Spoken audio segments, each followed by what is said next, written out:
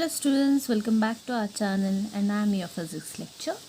In today's video, we will move ahead and we will study principle of homogeneity.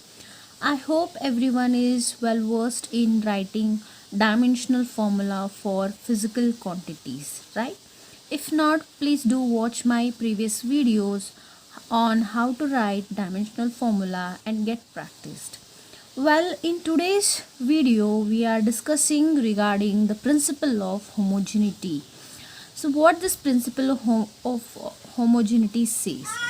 First of all, we'll understand what do you mean by homogeneity. Homogeneity, homo means the same. Something is same over here.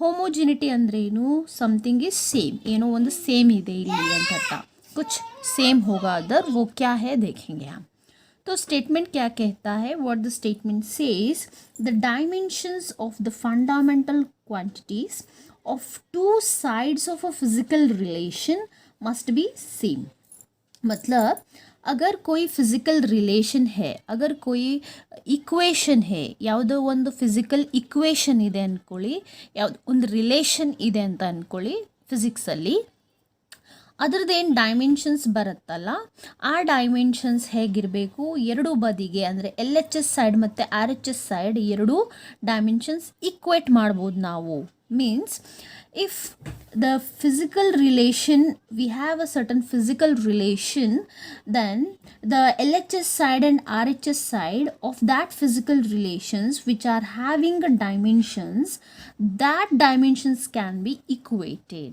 ठीक है okay okay तो एक example लेते हैं हम मान लो कोई दो फिजिकल क्वांटिटीज़ है एग्जांपल ಯಾವುದೋ ಒಂದು ಫಿಸಿಕಲ್ ಕ್ವಾಂಟಿಟಿ ಇದೆ ಅಂದ್ಕೊಳ್ಳೋಣ ಫಿಸಿಕಲ್ ಕ್ವಾಂಟಿಟಿ ಪಿ ಇದೆ ಮತ್ತು ಇನ್ನೊಂದು ಫಿಸಿಕಲ್ ಕ್ವಾಂಟಿಟಿ ಕ್ಯೂ ಇದೆ ಅಂತ ಅಂದ್ಕೊಳ್ಳಿ ಇದು जस्ट एन एग्जाम्पल तोड़ता इरोದು एक सिर्फ एग्जाम्पल के तौर पे ले रहे हैं कि एक फंडामेंटल क्वांटिटी है जो पी माना जाएगा और एक फंडामेंटल फिजिकल क्वांटिटी है जो क्यू माना जाएगा मान लो इस पी फिजिकल क्वांटिटी का dimensional formula I will write it as D F dimensional formula ಇದೆ ಏನಂತಿದೆ ಅಂತ ಅಂದ್ಕೊಳ್ಳೋಣ L raise to a M raise to b T raise to c ಇದೆ ಅಂತ ಅಂದ್ಕೊಳ್ಳೋಣ ಇನ್ನೊಂದು ಫಿಸಿಕಲ್ ಕ್ವಾಂಟಿಟಿ ಇದೆ ಅದರದ್ದು dimensional formula L raise to x M raise to Y T raise to z ಇದೆ ಅಂತ ಅಂದ್ಕೊಳ್ಳೋಣ ठीक है समझ में आ रही है बात कि दो फिजिकल क्वांटिटीज़ हमने लिया है उनका नाम हमने दे दिया है ऐसे डमी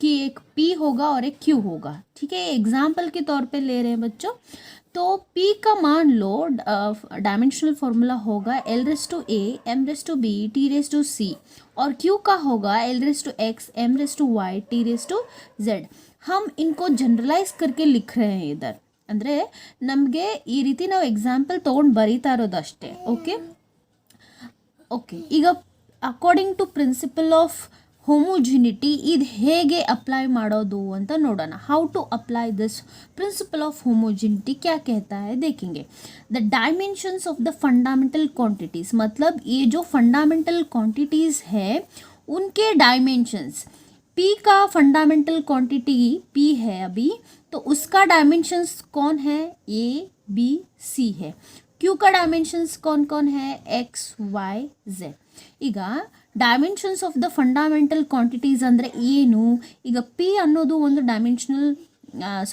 ಪಿ ಅನ್ನೋದು ಒಂದು ಫಂಡಾಮೆಂಟಲ್ ಕ್ವಾಂಟಿಟಿ ಹೌದಾ ಇಲ್ಲಿ ಅದರದ್ದು ಡೈಮೆನ್ಷನ್ಸ್ ಏನೇನಿದೆ ನೋಡಿ ಎಲ್ ಅಲ್ಲಿ ಎ ಇದೆ ಎಮ್ ಅಲ್ಲಿ ಬಿ ಟೈಮ್ಸ್ ಇದೆ ಟಿ ಅಲ್ಲಿ ಸಿ ಟೈಮ್ಸ್ ಇದೆ ಹಾಗೆ ಕ್ಯೂದಲ್ಲಿ ಎಷ್ಟು ಟೈಮ್ಸ್ ಇದೆ ನೋಡೋಣ ಎಲ್ ಅಲ್ಲಿ ಎಕ್ಸ್ ಟೈಮ್ಸ್ ಇದೆ ಎಮ್ ಅಲ್ಲಿ ವೈ ಟೈಮ್ಸ್ ಇದೆ टीದಲ್ಲಿ जेड टाइम्स ಇದೆ ठीक है देखो पी एक फंडामेंटल क्वांटिटी है उसमें जो डायमेंशंस आ रहे हैं ए बी सी और क्यू में डायमेंशंस आ रहे हैं एक्स वाई जेड तो ये क्या कहता है अगर हम इन दोनों को एक रिलेशन में कन्वर्ट कर दिया P इक्वल टू क्यू कर दिया तो उनके डायमेंशंस भी इक्वेट हो सकते हैं उनके डायमेंशंस भी सेम हो सकते हैं then according to law according to principle ಈ ನಿಯಮದ ಪ್ರಕಾರ ಹೋದರೆ then according to the principle of ಹೋಮೋಜಿನಿಟಿ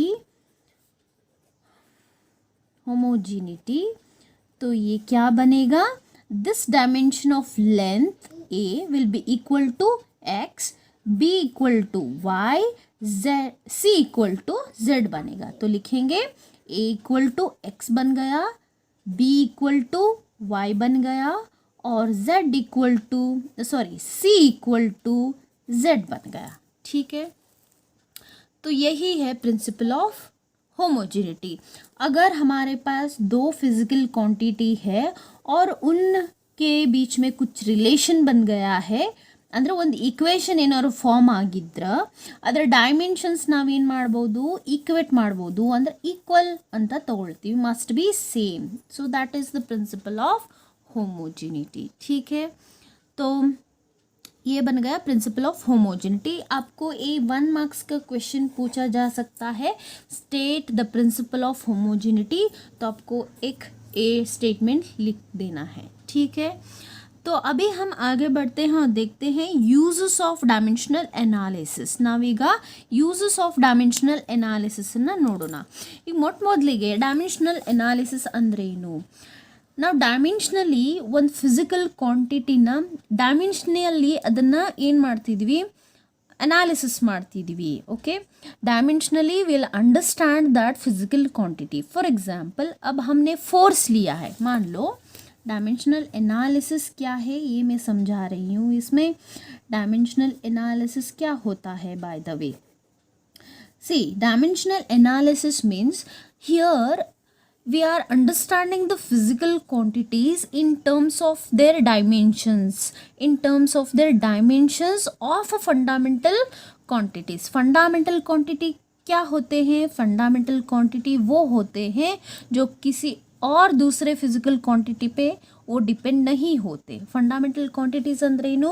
ಅವು ಯಾವ ಬೇರೆ ಫಿಸಿಕಲ್ ಕ್ವಾಂಟಿಟಿ ಮೇಲೆ ಡಿಪೆಂಡ್ ಆಗಿರಲ್ಲ, ರೈಟ್? ಅವು ಇಂಡಿವಿಜುವಲಿ ಇಂಡಿಪೆಂಡೆಂಟ್ ಆಗೇ ಇರ್ತದೆ।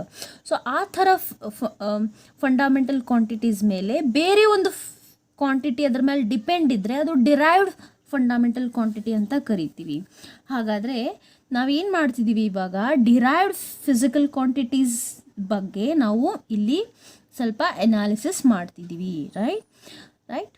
ಸೊ ಹೇಗೆ ಎನಾಲಿಸಿಸ್ ಮಾಡ್ತಿದ್ದೀರಿ, ಅದ್ರದ್ದು ಡೈಮೆನ್ಷನ್ಸ್ ನೋಡ್ತೀರಿ। ಡೈಮೆನ್ಷನ್ಸ್, ಲೆಂತ್ ಒಳಗೆ ಎಷ್ಟು ಡೈಮೆನ್ಷನ್ಸ್ ಅದ, ಮಾಸಲ್ಲಿ ಎಷ್ಟು ಡೈಮೆನ್ಷನ್ ಇದೆ, ಟೈಮಲ್ಲಿ ಎಷ್ಟು ಡೈಮೆನ್ಷನ್ ಇದೆ, ಅಂದರೆ ಲೆಂತಲ್ಲಿ ಎಷ್ಟು ಲೆಂತ್ ಆ ಫಿಸಿಕಲ್ ಕ್ವಾಂಟಿಟಿಲಿ ಎಷ್ಟು ಬಾರಿ ಬಂದು ಹೋಗಿದೆ, ಮಾಸ್ ಎಷ್ಟು ಬಾರಿ ಬಂದು ಹೋಗಿದೆ, ಟೈಮ್ ಎಷ್ಟು ಬಾರಿ ಬಂದು ಹೋಗಿದೆ ಅನ್ನೋದನ್ನೇ ಡೈಮೆನ್ಷನಲ್ ಎನಾಲಿಸಿಸ್ ಅಂತ ಹೇಳ್ತೀವಿ, ರೈಟ್?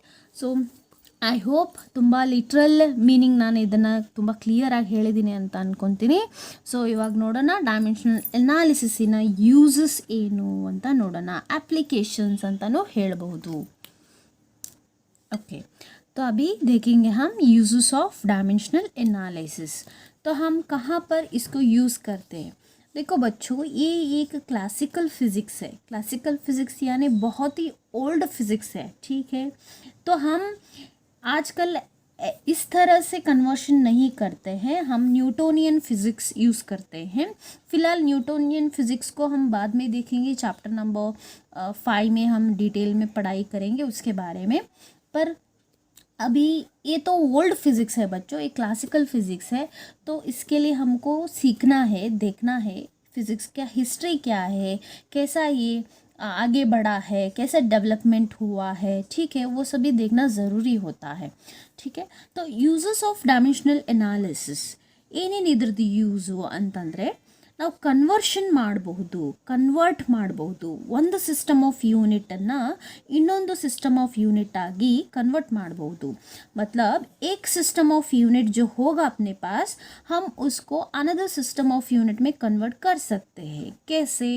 मान लो अभी हमने कोई यूनिट लिया है, सीजीएस में लिया है, मान लो सीजीएस में लिया है। सीजीएस मतलब ये है सेंटीमीटर, जो लेंथ को हम सेंटीमीटर में मापते हैं। ग्राम, ये जो मास है हम केजी में ग्राम में देखते हैं, ठीक है? और टाइम तो हम हमेशा सेकेंड्स में ही देखते आए हैं, ठीक है? ये सीजीएस यूनिट है, एक टाइप ऑफ यूनिट है। हमने पढ़ा है there are 4 system of units.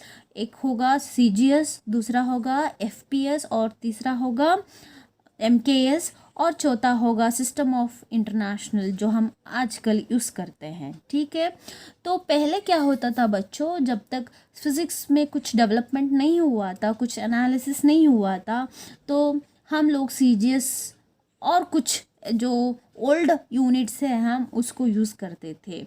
तो तभी वो लोग सीजीएस सिस्टम जहाँ पर यूज़ करते थे वो कन्वर्शन करने के लिए वो डायमेंशनल एनालिसिस की हेल्प लेते थे। मतलब अब समझो सीजीएस यूनिट जो है, सीजीएस सिस्टम ऑफ यूनिट है, इसको हमको कन्वर्ट करना है। मान लो हमको एमकेएस में कन्वर्ट करना है, ठीक है, एमकेएस सिस्टम में उसको कन्वर्ट करना है, तो हम कैसे करेंगे? उसके लिए कुछ तरीका होना चाहिए, कुछ एक मेथड होना चाहिए। तो हमने सोचा कि हमारे पास तो अभी डायमेंशनल के बारे में हमको कुछ ಸಮಜ ಆಗೈ ಹೇ, ಡೈಮೆನ್ಷನಲ್ ಬಗ್ಗೆ ನಮಗೆ ಸ್ವಲ್ಪ ಗೊತ್ತಿದೆ, ಡೈಮೆನ್ಷನ್ಸ್ ನಾವು ಅರ್ಥಕೊಂಡಿದ್ದೀವಿ. ಆವಾಗ ನಾವೇನು ಮಾಡ್ಲಿಕ್ಕೆ ಶುರು ಮಾಡಿದ್ವಿ, ಕನ್ವರ್ಷನ್ಗೆ ಅದನ್ನು ಅಪ್ಲೈ ಮಾಡೋಕ್ಕೆ ಶುರು ಮಾಡಿದ್ವಿ. ಅಂದರೆ ಒಂದು ಸಿಸ್ಟಮ್ ಆಫ್ ಯೂನಿಟನ್ನು ನಾವು ಇನ್ನೊಂದು ಸಿಸ್ಟಮ್ ಆಫ್ ಯೂನಿಟಿಗೆ ಕನ್ವರ್ಟ್ ಮಾಡಬೇಕಾದ್ರೆ ಡೈಮೆನ್ಷನ್ಸಿನ ಹೆಲ್ಪ್ ತಗೊಳ್ತಾ ಇದ್ವಿ. ಅಂದರೆ ನಾವು ಡೈಮೆನ್ಷನ್ ಫಾರ್ಮುಲಾ ಬರೆಯೋದು ನಮಗೆ ಈಗ ತಿಳಿದು ಬಂದಿದೆ, ಹೌದಾ? ಸೊ ಅದನ್ನು ನಾವು ಇಟ್ಕೊಂಡು ಅದನ್ನು ಯೂಸ್ ಮಾಡಿಕೊಂಡು ನಾವು ಕನ್ವರ್ಷನ್ನ ಮಾಡೋದು ಸ್ಲೋಲಿ ಕಲಿತಾ ಬಂದ್ವಿ. ಓಕೆ, ಇವಾಗೆಲ್ಲ ನಾವು ಇದನ್ನು ಅಪ್ಲೈ ಮಾಡಲ್ಲ. ಈಗಿನ ಸ್ಟಡಿಯಲ್ಲಿ ಈ ಡೈಮೆನ್ಷನಲ್ ಎನಾಲಿಸಿಸ್ನ ಅಪ್ಲೈ ಮಾಡಲ್ಲ. ನ್ಯೂಟೋನಿಯನ್ ಫಿಸಿಕ್ಸ್ ಅಂತ ಏನು ಬರುತ್ತೆ ಅದನ್ನು ನಾವು ಅಪ್ಲೈ ಮಾಡ್ತಿದ್ವಿ. ನಾ ಹೇಳೋದ್ನಲ್ಲ, ಇದು ಓಲ್ಡ್ ಫಿಸಿಕ್ಸು, ಇದು ಕ್ಲಾಸಿಕಲ್ ಫಿಸಿಕ್ಸು, ಬಟ್ ಇದನ್ನು ನಾವು ತಿಳ್ಕೊಬೇಕಾಗತ್ತೆ. ಓಕೆ, ಇವಾಗೇನು conversion of one system of unit into other system of unit ಅಂದರೆ ಏನೀಗ ಒಂದು ಸಿಸ್ಟಮ್ ಏನಿರುತ್ತೆ, ಬಹುಶಃ ಸಿಜಿಎಸ್ ಇದ್ದರೆ ಅದನ್ನು ನಾವು MKSಲ್ಲಿ ಹೇಗೆ ಕನ್ವರ್ಟ್ ಮಾಡ್ಕೊಳ್ತೀವಿ ಅದನ್ನು ನಾವು ಡೈಮೆನ್ಷನಲ್ ಎನಾಲಿಸಿಸಿಂದ ತಿಳ್ಕೊಂಡಿದ್ದೀವಿ. Okay, so this is one.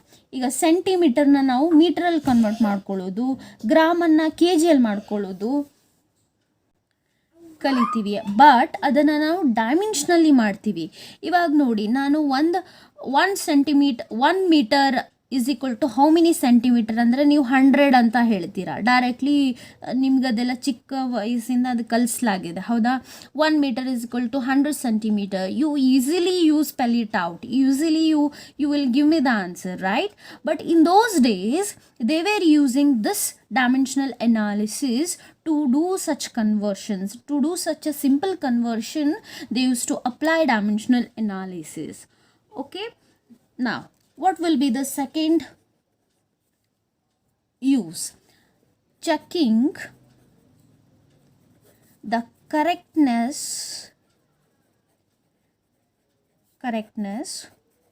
of the given physical relation. Okay, second application is to check the correctness of a given physical relation. Physical relation ಅಂದರೆ ಏನೀಗ, ಫಾರ್ ಎಕ್ಸಾಂಪಲ್ ಏರಿಯಾ ಇದೆ ಅಂದ್ಕೊಳ್ಳಿ. ಏರಿಯಾದ ಫಿಸಿಕಲ್ ರಿಲೇಷನ್ ಏನು? Length into breadth, ಹೌದಾ? So length into breadth is a physical relation of area, length and the breadth. So they use to check this relation. ಈ relation ಸರಿಯಾದದ್ದು ಹೌದೋ ಅಲ್ವೋ ಅಂತ ಚೆಕ್ ಮಾಡೋಕ್ಕೂ ಕೂಡ ನಾವು ಡೈಮೆನ್ಷನಲ್ ಎನಾಲಿಸಿಸನ್ನು ಯೂಸ್ ಮಾಡ್ತಿದ್ವಿ, ಡೈಮೆನ್ಷನ್ಸನ್ನು ಯೂಸ್ ಮಾಡ್ತಿದ್ವಿ. करेक्ट? तो क्या होता है बच्चों कि मान लो एक एग्जाम्पल लेते हैं हम. अब ले लो फोर्स का फॉर्मूला क्या है, फिजिकल रिलेशन क्या है? मास इंटू एक्सेलरेशन है, ठीक है? तो ये है अपना फिजिकल रिलेशन, हम इसको बोलेंगे फिजिकल रिलेशन. तो फिजिकल रिलेशन जो हमने इधर इक्वेशन दिया है फोर्स का, या ये सही है या गलत है, हम कैसे उसको देखते थे या चेक करते थे? Bye the help of dimensional analysis. ठीक है, तो हमने डायमेंशनल एनालिसिस को यूज़ कर कहीं फिज़िकल रिलेशंस को हमने चेक किया, क्या ये सही फिज़िकल रिलेशन है या गलत है. कुछ हद तक ये हमको करेक्ट लगता था. फिर जब न्यूटोनियन फिज़िक्स आया तब हमने इनको अप्लाई करना छोड़ दिया, क्योंकि यहाँ पर कुछ ड्रॉबैक्स है बच्चों. क्योंकि यहाँ पर कुछ कांस्टेंट्स आते हैं जैसे कि के, कुछ कांस्टेंट्स आते हैं, तो हम कांस्टेंट्स के डायमेंशंस हमको पता नहीं है बच्चों. We can not find the dimensions of a constant, hence this dimensional analysis fails over here. एक ड्रॉबैक है इसका कि ये जो डायमेंशनल एनालिसिस है, हम कांस्टेंट्स के बारे में कुछ भी पता नहीं चलता, मतलब कांस्टेंट्स के जो वैल्यू होते हैं बच्चों वो हमको पता नहीं लगता. तो ओल्ड क्लासिकल फिजिक्स में हम फोर्स को मास इनटू एक्सेलरेशन नहीं लिखते थे, हम कैसे लिखते थे इसको, के टाइम्स एम इनटू ए लिखते थे बच्चों. ठीक है, तो ये ओल्ड फिजिक्स में मतलब क्लासिकल फिजिक्स में हम इसको फोर्स का रिलेशन हम कैसे देते थे बच्चों, फोर्स इक्वल टू के टाइम्स ऑफ यम इंटू ए. यम हो गया मास, ए हो गया एक्सेलरेशन. अभी ये के क्या है, ये के जो है एक कांस्टेंट है बच्चों. ठीक है, तो डायमेंशनल एनालिसिस इस कांस्टेंट के बारे में कुछ भी इंफॉर्मेशन नहीं देता, कुछ भी डायमेंशंस इसके नहीं होते, तो ये यहाँ पर फेल हो जाता है बच्चों. फिर भी हम इसको देखते हैं, पढ़ते हैं, क्योंकि हमको ओल्ड इज़ गोल्ड बोलते हैं ना, तो वैसे ही होता है बच्चों फिज़िक्स में भी. जो हमारा हिस्ट्री है, जो हमारा ओल्ड फिज़िक्स है, हम उसको सीख कर ही आगे बढ़ते हैं. ठीक है, तो हम ये फिज़िकल रिलेशन को कैसे चेक करते हैं ये बाद में हम देख लेंगे स्टेप बाय स्टेप. ठीक है, फिलहाल आप यूजेस पर ध्यान देना. ठीक है, तो third one, to derive the relationship. What is the third use now? We will use this dimensional analysis even to derive the relationship. मैं लिख दूंगी यहाँ पर, relationship between various physical quantity. मतलब क्या है, हम डायमेंशनल एनालिसिस को ही यूज़ कर डायमेंशनल फॉर्मूला यूज़ कर हम कहीं ऐसे फिज़िकल क्वांटिटीज़ के बीच में एक इक्वेशन फॉर्म किया है, एक रिलेशनशिप हम बिल्ड करते थे तभी.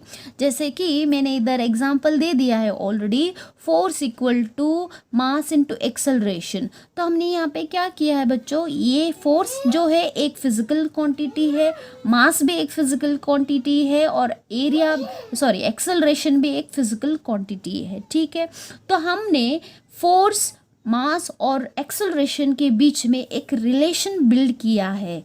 तो हमने डिराइव किया, कैसे डिराइव किया, by the help of dimensional formula, और you can say dimensional analysis.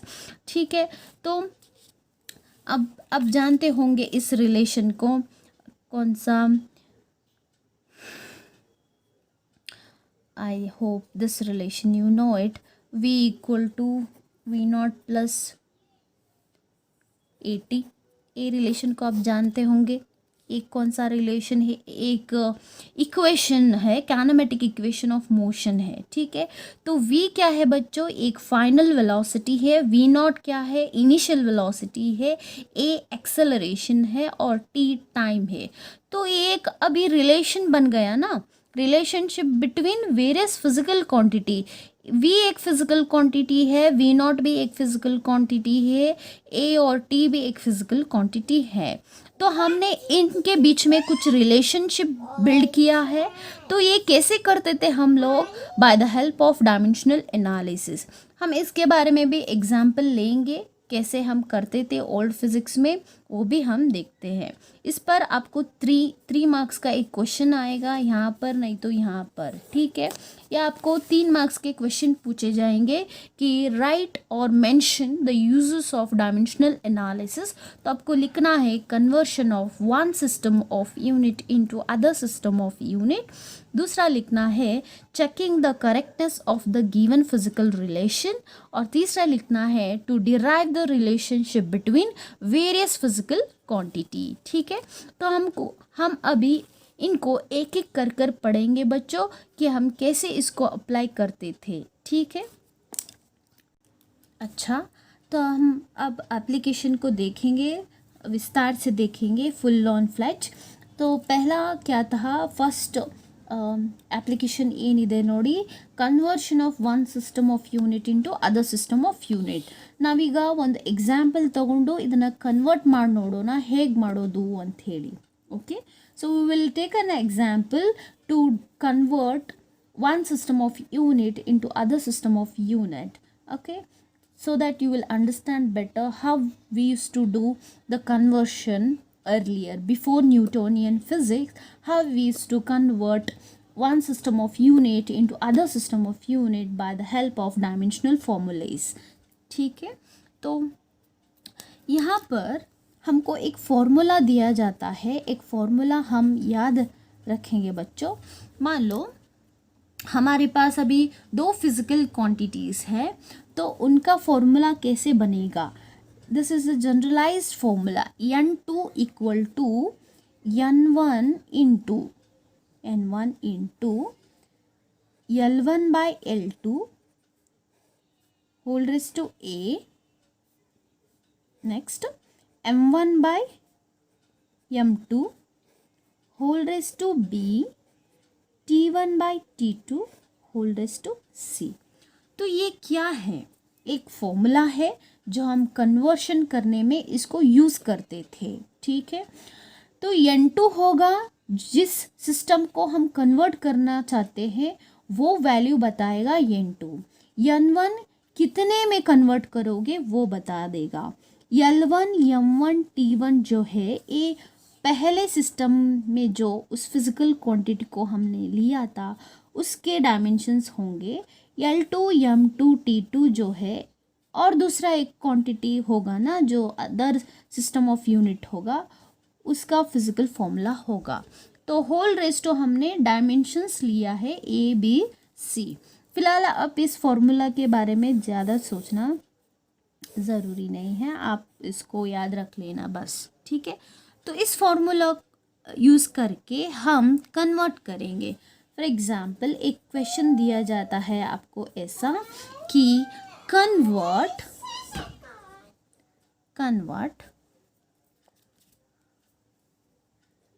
10 joule into अर्ज.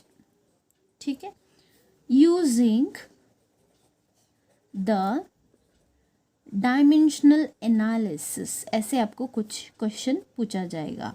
एग्ज़ाम में भी ये क्वेश्चन आता है बच्चों, इट्स इम्पॉर्टेंट. ठीक है, तो अभी कह रहे कि जूल को आप अर्ज में डिफाइन करो, जूल को आप अर्ज में ಕನ್ವರ್ಟ್ ಕರೋ ऐसे कह रहे. ಏನು ಹೇಳ್ತಾ ಇದ್ದಾರೆ ಈ ಕ್ವೆಶ್ಚನ್ನಲ್ಲಿ, ಜೂಲ್ ಏನಿದೆ ಅಲ್ಲ, ಜೂಲ್ ಅನ್ನೋದು ಒಂದು ಯೂನಿಟ್. ಓಕೆ, 10 ಜೂಲನ್ನ ನೀವು ಅರ್ಜ್ನಲ್ಲಿ ಕನ್ವರ್ಟ್ ಮಾಡಿ. ಈಗ ಅರ್ಜ್ ಅಂದ್ರೇನು, ಇದು ಕೂಡ unit. Joule is also a unit and urge is a unit. ಹಾಗಾದರೆ ಈಗ ನೀವು ಗೆಸ್ ಮಾಡ್ಬೋದು ಜೂಲ್ ಅನ್ನೋದು ಯಾವ ಫಿಸಿಕಲ್ ಕ್ವಾಂಟಿಟಿಗೆ ನಾವು ಯೂಸ್ ಮಾಡ್ತೇವೆ, ವರ್ಕಿಗೆ ಯೂಸ್ ಮಾಡ್ತೇವೆ. Right, we will use joule as the SI unit of work and urge is used as the SI unit CGS unit of work. ಇದು CGS ಸಿಸ್ಟಮಿಂದಾಗಿತ್ತು, ಹೇಳಿದ್ನಲ್ಲ ಓಲ್ಡ್ ಹಳೆಯದಿದು. ಅರ್ಜ್ ಅನ್ನೋದು CGS ಸಿಸ್ಟಮಲ್ಲಿ ಬರುತ್ತೆ, ಜೂಲ್ ಅನ್ನೋದು MK ಸಿಸ್ಟಮಲ್ಲಿ ಬರುತ್ತೆ. Right, so ಇವಾಗ ನಾವು ಏನು ಕಂಡ್ಕೊಂಡಿದ್ವಿ, ಇಲ್ಲಿ ಏನು ಅರ್ಥ ಆಗಿದೆ ನಮಗೆ ಅದನ್ನು ನಾವು ಬರ್ಕೋಬೇಕಾಗತ್ತೆ. ಸೊಲ್ಯೂಷನ್, ಇದರ ಸೊಲ್ಯೂಷನ್ ಹೇಳ್ತಾ ಇರೋದು ನಾನೀಗ. Let us do the solution. So what we have understood that joule is, ನೀವು ಫಸ್ಟ್ ಗೆಸ್ ಮಾಡಬೇಕು. ಜೂಲ್ ಈಗ ಇಲ್ಲೊಂದು ಯಾವುದೋ ಬೇರೆ ಯೂನಿಟು ಇರುತ್ತೆ, ಅದು ನೀವು ಗೆಸ್ ಮಾಡಬೇಕು ಇದು ಯಾವ ಫಿಸಿಕಲ್ ಕ್ವಾಂಟಿಟಿಗೆ ಸಂಬಂಧಪಟ್ಟಿದೆ ಅನ್ನೋದು ನೀವು ಫಸ್ಟ್ ಗೆಸ್ ಮಾಡಬೇಕು. See students, as soon as you read the question you need to guess which unit is this, means to which physical quantity this unit is belonging. ठीक है, मतलब आपको पहले क्वेश्चन में देखना चाहिए कि वो जो यूनिट है वो किस फिजिकल क्वांटिटी को हम यूज़ करते हैं, वो आपको क्या करना है, ढूंढ लेना है. ठीक है, गेस कर लेना है. तो जूल हमने गेस कर लिया है. अभी जूल जो है ये अभी फ़िलहाल joule is the SI unit of work. ठीक है, तो ये भी सेम फैमिली के होंगे. यहाँ पर जूल देकर वर्क का यूनिट देकर यहाँ पे लेंथ का यूनिट ऐसे नहीं देते हैं. ठीक है, दोनों सेम फिजिकल क्वांटिटी के यूनिट देते हैं. ಇಲ್ಲಿ ಎರಡು ಯೂನಿಟ್ ಏನು ಕೊಟ್ಟಿರ್ತಾರಲ್ಲ ಇದು ಸೇಮ್ ಫಿಸಿಕಲ್ ಕ್ವಾಂಟಿಟಿದೇ ಕೊಟ್ಟಿರ್ತಾರೆ. ಇಲ್ಲಿ ವರ್ಕ್ ಇಂತ ಕೊಟ್ಟು ಇಲ್ಲಿ ಲೆಂತ್ ಇಂತ ಕೊಡ್ತಾರೆ, ಹಾಗೆ ಮಾಡಲ್ಲ, ರೈಟ್. ಸೊ ಎರಡು ಸೇಮ್ ಫಿಸಿಕಲ್ ಕ್ವಾಂಟಿಟಿನ ಯೂನಿಟ್ ಕೊಟ್ಟಿರ್ತಾರೆ. ಓಕೆ, ಸೇಮ್ ಯೂನಿಟ್ ಇರುತ್ತೆ, ಆದರೆ ಏನು ಸಿಸ್ಟಮ್ ಬೇರೆ ಇರುತ್ತೆ ಅಷ್ಟೇ, ಸಿಸ್ಟಮ್ ಆಫ್ ಯೂನಿಟ್ ಬೇರೆ ಇರುತ್ತೆ ಅಷ್ಟೇ. ಓಕೆ, ಈಗ ಅರ್ಜ್ ಅನ್ನೋದೇನು? Urge is the urge is the CGS unit of work. ठीक है, ಸೊ ಅರ್ಜ್ ಅನ್ನೋದು ಇದೊಂದು CGS ಯೂನಿಟ್ ಆಫ್ ವರ್ಕ್ ಆಗುತ್ತೆ, ರೈಟ್. ಸೊ ಇವಾಗ ಹಾಗಾದರೆ ಇಲ್ಲಿ ಯಾವ ಫಿಸಿಕಲ್ ಕ್ವಾಂಟಿಟಿ ಇದೆ ಅಂತ ಆಯಿತು? ವರ್ಕ್ ಅಂತ ಇದೆ. ಹಾಗಾದರೆ ಈ ವರ್ಕಿನ ಡೈಮೆನ್ಷನಲ್ ಫಾರ್ಮುಲಾ ಬರೆಯೋಣ ನಾವು, ಯಾಕಂದರೆ ನಾವು ಡೈಮೆನ್ಷನಲ್ ಎನಾಲಿಸಿಸ್ ಅಪ್ಲೈ ಮಾಡಿಬಿಟ್ಟು ಕನ್ವರ್ಷನ್ ಮಾಡಬೇಕು. ಹಾಗಾದರೆ ನಮಗೆ ಡೈಮೆನ್ಷನಲ್ ಫಾರ್ಮುಲಾ ಆಫ್ ವರ್ಕ್ ಬೇಕಾಗುತ್ತೆ. We require here the dimensional formula of work. So what is the dimensional formula of work? Work is equals to, what is it? L2 M1 T⁻² -2.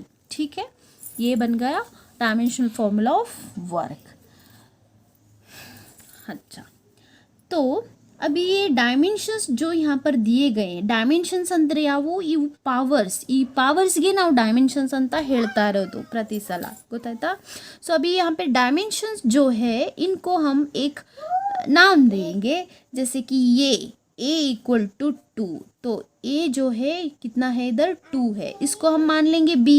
तो b मास का है, तो मास का dimension है b. और c जो है वो t का डायमेंशन है, यहाँ पर कितना दिया गया है? 2. तो हम इसको ऐसे लिख लेते हैं. a is what? Dimension in length, how much? 2. b is the dimension in mass, how much? 1. c is the dimension in time, how much it is here for work? It is -2. so we have to write. तो पहले step क्या करेंगे बच्चों? पहले हम देखेंगे कि कौन से ऐसा यूनिट दिए गए हैं, ठीक है, और उसके हिसाब से हम जज करेंगे कि वो कौन से सिस्टम को बिलोंग करती है. क्या वो MKS को बिलोंग करती है, या SI यूनिट को बिलोंग करती है, या वो CGS सिस्टम या FPS सिस्टम को बिलोंग करती है. जब वो बिलोंग करती है, जो हमको पता चलेगा, तो हम उसको ऐसे लिख देते हैं. बाद में हम देखते हैं कि वो जो यूनिट वहाँ पर दिया गया है वो किस फिज़िकल क्वांटिटी को दर्शाता है और किस फिज़िकल क्वांटिटी को वो रिप्रेजेंट कर रहा है, वो देखते हैं हम लोग. तो फिलहाल यहाँ पे तो इस क्वेश्चन में वर्क को रिप्रेजेंट कर रहा है ये दोनों यूनिट जो हैं वो वर्क को रिप्रेजेंट कर रहे हैं. तो हम वर्क का डायमेंशन फॉर्मूला लिख लेते हैं. उसके बाद में हम उन डायमेंशंस को एक कांस्टेंट, मतलब एक नाम दे देंगे. जैसे कि आप XYZ भी ले सकते हो, ABC लेने की कोई ए नहीं है कि ऐसा ही लेना है. अगर यहाँ पे आप ABC लेते हो, XYZ यहाँ पर आप लेते हो, तो आपके फॉर्मूला में भी आपको XYZ ही लगाना है, ठीक है. तो ले लिया. इसके बाद में हम 2 कॉलम कर लेंगे. यहाँ पर SI एक SI यूनिट में है और एक कौन सा यूनिट में है? CGS में. तो 2 कॉलम कर लेंगे, एक होगा SI यूनिट का और एक होगा CGS का. तो SI में जो आ रहे हैं फिजिकल क्वांटिटी जो आ रहे हैं, हम कैसे लिया है? हमने कैसे लिया है? L1 M1 T1, और CGS जो है वो L2 M2 T2 हमने लिया है, ठीक है. अच्छा, तो L1 कितना होगा बच्चों? इधर ये जो होंगे इधर सभी यूनिट में ही होंगे, मतलब यूनिटरी होंगे. यूनिटरी यानी 1 होंगे, ठीक है. L1 को हम लेते हैं लेंथ 1 मीटर. L2 को हम लेते हैं 1 सेंटीमीटर. मीटर को आप कन्वर्ट करोगे, मीटर को CGS में कैसे लिखते हैं हम? सेंटीमीटर को सेंटीमीटर में. यहाँ पर होगा अभी M1. तो M1 यानी मास SI यूनिट में हम कैसे लिखते हैं? kg. और CGS में कैसे लिखते हैं? ग्राम्स में. तो यहाँ पे 1 लिख देना. ये 1 क्यों लिख रहे हैं हम लोग? लिखो या ना लिखो चलेगा, पर 1 ही लेना है, ठीक है. यूनिटरी बोला ना मैंने, तो यूनिट लेना है इधर, यूनिटरी। तो यहाँ पर आएगा अभी टाइम T1, यहाँ पे होगा T2।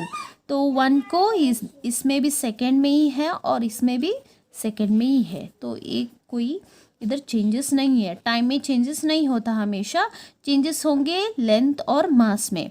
तो ऐसा यूनिट में लेंथ को हम मीटर में मापते हैं और सीजीएस को सेंटीमीटर में, मास को केजी में और सीजीएस में ग्राम में, टाइम को दोनों में सेकेंड। तो आपको ऐसे लिखना है बच्चों, ठीक है।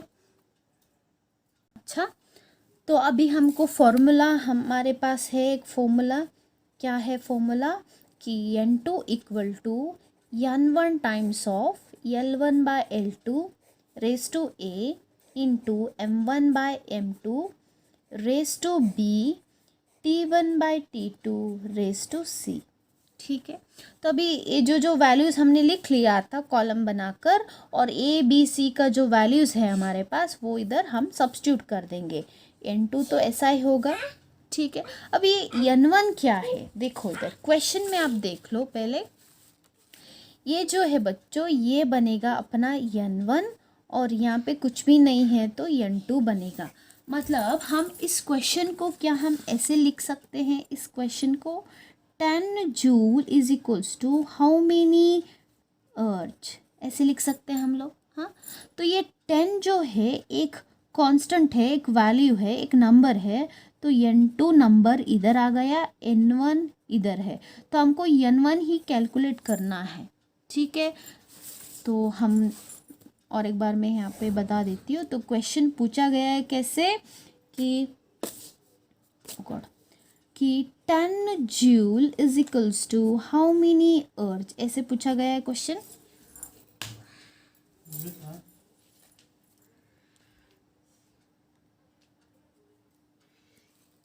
ठीक है, तो ये है अपना N1, ये है N2। तो हमको अभी N2 कैलकुलेट करना है। N1 हमको पता है कितना है, 10, ठीक है। तो यहाँ पर आप लिख सकते हो इसमें, इस कॉलम में, कि यहाँ पर N1 जो है वो 10 है और N2 को ही कैलकुलेट करना है, ठीक है। तो अभी चलो करते हैं फिर। N1 कितना है, 10 है। L1 कितना है, 1 मीटर। L2 कितना है, 1 सेंटीमीटर। A कितना है, 2 है। M1 is 1 kg, M2 is 1 gram, B is 1, ठीक है। हमने जो लिखा था वही वैल्यू हम सब्स्टिट्यूट कर रहे हैं। टाइम T1 1 सेकेंड, ये भी 1 सेकेंड, और होल रेस टू C कितना आया था, -2, ठीक है। ये देख लो, ये जो वैल्यूज़ है हमने इसमें इस फॉर्मूले में सब्स्टिट्यूट कर दिया। L1 1 metre, L2 1 centimetre, M1 1 kg, M2 1 gram, time 1 second, ये भी 1 सेकेंड 1 सेकेंड। N1 कितना होगा, 10 होगा। N1 कितना होगा, 10 होगा। N2 हमको पता करना है। तो अभी सिंपल सी बात है, N2 इज इक्वल्स टू 10 ऐसे ही रख देना। तो अब हमें कन्वर्शन करना है। We need to convert here, which will be very easy to convert, metre into centimetre. देखो, मीटर को सेंटीमीटर में कन्वर्ट करना बहुत आसान है, राइट। तो 1 मीटर कितना होगा, 100 सेंटीमीटर होगा, डिवाइडेड, इसको हम ऐसे ही रख देते हैं, होल स्क्वायर। अभी केजी को ग्राम में कन्वर्ट करना इजी होगा क्योंकि हमको उसका वैल्यू पता है। 1 kg is equals to how many grams, 1000 grams, divided by, इसको ऐसे ही रखना है, ठीक है। समझ में आ रहा है। 1 मीटर को आपको सेंटीमीटर में कन्वर्ट करना है और 1 kg को आपको ग्राम में कन्वर्ट करना है। 1 मीटर यानी 100 सेंटीमीटर बन गया, 1 kg यानी 1000 ग्राम बन गया। तो यही वैल्यूज़ को इधर सब्स्टिट्यूट कर लेना है। ये तो कैंसिल हो जाएगा बच्चों,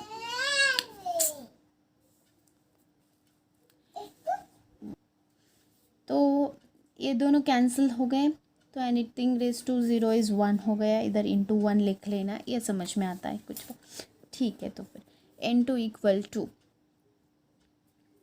देखो 10 को ऐसे लिख लो आप, सेंटीमीटर सेंटीमीटर, यूनिट्स को कट करना है, ठीक है, सिर्फ यूनिट्स को कट करना है। ग्राम ग्राम कट हो गया, बचा क्या इधर, इंटू, इधर इंटू, ठीक है, 100 होल स्क्वायर इंटू 1000, ठीक है। क्या हम इसको पावर में लिख सकते हैं, 10 कुछ भी नहीं तो 1 है इधर, ठीक है। क्या मैं इसको 10 लिख सकती हूँ, 100 को 10 लिख सकते हैं, या लिख सकते हैं होल स्क्वायर। 1000 को क्या हम 10 लिख सकते हैं, हाँ लिख सकते हैं। तो इसका क्या होगा वैल्यू देख लो आप, 2 2 ज़ा 4 होगा, ठीक है। 10 इंटू 10 4, ए कैसा आ गया, A raise to M whole raise to N equal to क्या होता है, M into N, A raise to M into N होता है, ठीक है, इंटू 10 3। तो देखो इधर प्रोडक्ट है बच्चों, जब भी प्रोडक्ट होगा, मल्टीप्लिकेशन होगा, तो हम पावर को क्या करेंगे, ऐड करते हैं। बेस सेम है तो 10 लिखेंगे, 10 इज़ द बेस, या सेम लिखोगे। 1 + 4 + 3 कर लेना, तो n2 कितना हो गया, 10 4 5 6 7 8 हो गया, ठीक है, तो 8 हो गया। तो अब जो हमारा क्वेश्चन था कि 10 joule is equals to how many erg, ये जो क्वेश्चन था, तो n2 वैल्यू कितना आ गया अभी, 10⁸, तो ये बन गया आंसर, ठीक है।